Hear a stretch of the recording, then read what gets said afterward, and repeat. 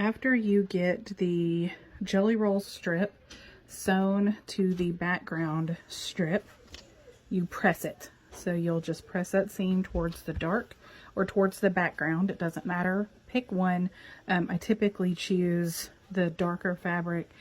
And so then we will subcut the jelly roll strip. You know, it'll be a really long, the jelly roll pieces rather, it'll be really long. So this is going to be this 4.5 inches by width of fabric. And so you cut off the selvages. Don't use your selvages in the quilt. Cut the selvages off and you'll end up with a bunch of pieces. Ta-da!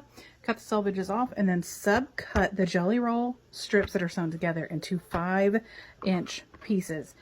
And then you'll take it, after you do them all together, take another one, and then I'll show you what to do next.